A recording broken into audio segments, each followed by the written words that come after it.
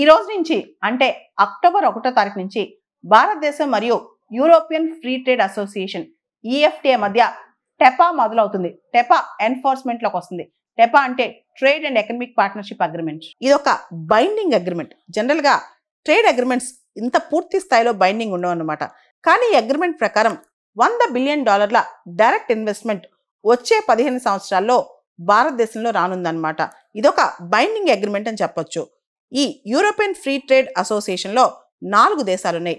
Iceland, Liechtenstein, Norway, Switzerland. European free trade association అనేది 1960లో setup అయింది. భారతదేశం మరియు European free trade association TEPA sign చేశాయి.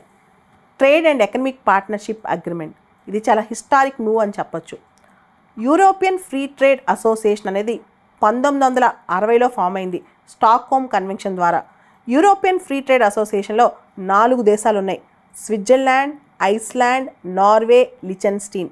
యూరోపియన్ ఫ్రీ ట్రేడ్ అసోసియేషన్ అనేది ఇప్పటికే దాదాపు 60 దేశాలతో రకరకాల ట్రేడ్ అగ్రిమెంట్స్ చేసుకుంది.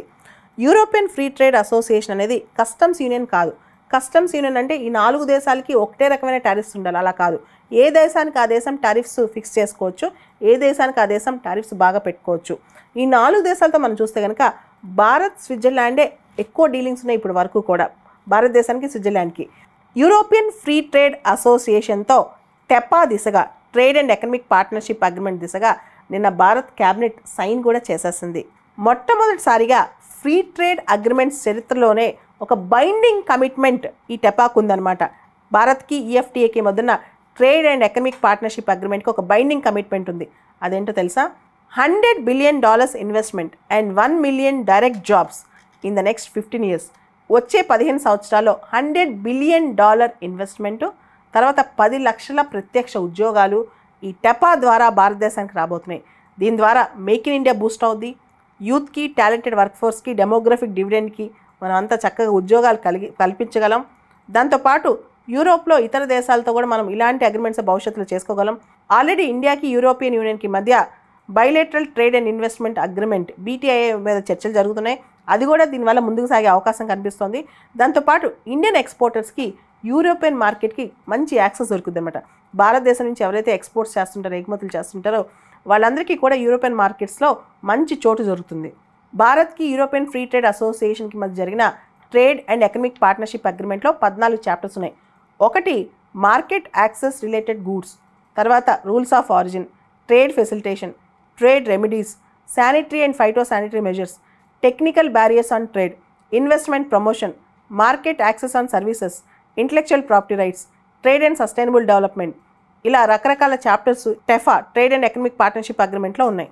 ఈఎఫ్టీఏ కంట్రీస్లో ఇప్పటివరకు భారతదేశం హైయెస్ట్ ట్రేడ్ స్విట్జర్లాండ్తో ఉంది, తర్వాత నార్వేతో ఉంది. ఈఎఫ్టీఏతో టెపా వల్ల భారతదేశం యొక్క service sector exports, IT services, business services, personal, cultural and sporting recreational services, educational services, ఇలా మన సర్వీస్ సెక్టర్ సంబంధించిన ఎక్స్పోర్ట్స్ బాగా పెరిగే అవకాశం ఉంది. 2022-23 డేటా ప్రకారం భారతదేశం మరియు ఈఎఫ్టీఏ కంట్రీస్ మధ్య ట్రేడ్ $18.65 బిలియన్ ఉంది. ఈఎఫ్టీఏ కంట్రీస్కు భారతదేశం ఎక్కువగా ఎక్స్పోర్ట్ చేసేవి chemicals, gems and jewellery, textile apparel, ఇవన్నీ కూడా. ఈఎఫ్టీఏ కంట్రీస్ నుంచి మనం ఎక్కువ ఇంపోర్ట్ చేసుకునేది gold, machinery, pharmaceuticals, watches, soybeans, chocolates, ఇవన్నీ. టెపా టెక్నాలజికల్ కొలాబరేషన్ కూడా ఫెసిలిటేట్ చేస్తుంది. జనరల్గా ఒక దేశంలో ప్రొఫెషనల్ కోర్సెస్ చదివే వాళ్ళు ఇంకో దేశంలో వెళ్ళిన తర్వాత మళ్ళీ పరీక్షలు రాసి అక్కడ పాస్ అవ్వాల్సి వస్తుంది. టెపా ఇప్పుడు మ్యూచువల్లీ రికగ్నైజ్ అగ్రిమెంట్స్ అనమాట. అంటే మీ దేశంలో నర్సింగ్ చదివిన వాళ్ళు, చార్టెడ్ అకౌంటెంట్ చదివిన వాళ్ళు, ఆర్కిటెక్చర్ చదివిన వాళ్ళు, వీళ్ళందరూ కూడా మా దేశంలో కూడా జాబ్స్ చేయొచ్చు అనే విధంగా మ్యూచువల్లీ రికగ్నైజ్డ్ అగ్రిమెంట్స్ని కూడా ఫెసిలిటేట్ చేస్తుంది.